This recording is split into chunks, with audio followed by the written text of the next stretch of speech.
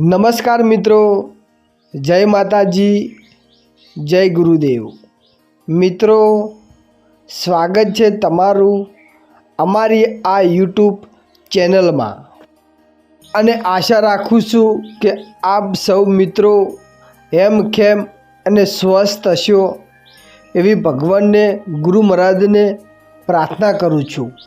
તો મિત્રો, પૂજા કરતી વખતે આંખોમાંથી આંસુ કેમ આવતા હોય છે? પૂજા કરો, પૂજા પાઠ કરો,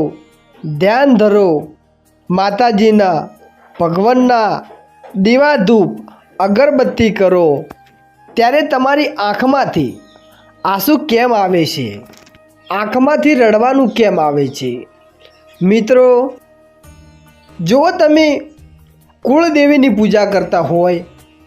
ભગવાનની કે ઈષ્ટદેવની કે પછી પૂર્વજની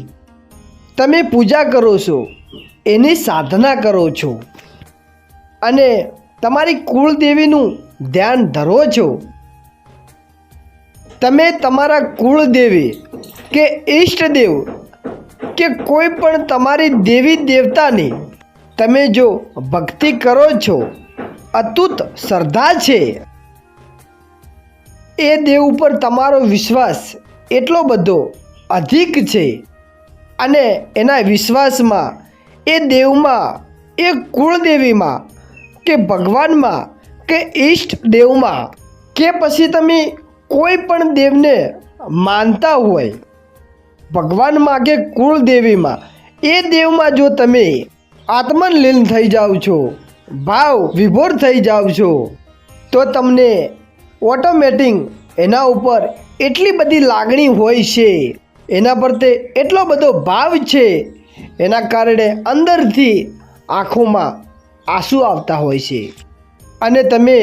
રડવા લાગો છો અને તમારા ભગવાન પ્રત્યેનો, તમારી કુળદેવી પ્રત્યેનો કે તમે કોઈ પણ દેવી દેવતાને માનતા હોય, એ પ્રત્યે તમારો પ્રેમ અતૂટ છે અને તમે કેટલો બધો પ્રેમ ભગવાનને, તમારી કુળદેવીને, કોઈ પણ દેવને માનતા હોય અને એને પ્રેમ કરો છો, તો તમને એના આંસુ આવે છે અને તમે ભાવ વિભોર બની જાઓ છો। કોઈ ભક્તજનો, કોઈ સંત સાધુ, કોઈ સાધુકો અને કોઈ સામાન્ય લોકોએ કુળદેવીની, પૂર્વજોની, ગમે તે લોકો કોઈ પણ દેવને માનતા હોય, એના પ્રત્યે એનો પ્રેમ અતૂટ હોય છે, એની લાગણીઓમાં, એની ભાવનામાં, એના અંતરમાં આત્માલીન થઈ જાય છે। એટલા માટે પૂજા કરતી વખતે એની આંખમાંથી આંસુ આવે છે। મિત્રો, તમે પણ તમારી કુળદેવીને જો માનતા હોય તો કોમેન્ટમાં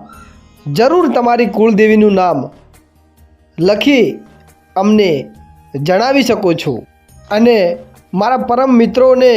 બધા વિડીયો જોવી છે તેમને એક નમ્ર વિનંતી છે કે જ્યારે પણ તમે કર્મ કરો છો, નીતિથી કરો, સાચા મનથી કરો, કોઈને ખોટું ના લાગે, કોઈની સાથે ખોટું ના થાય, આવું કર્મ કરજો જિંદગીમાં કે ક્યારે પણ તમારે કોઈની સામે હાથ જોડવાનો કે હાથ લાંબો કરવાનો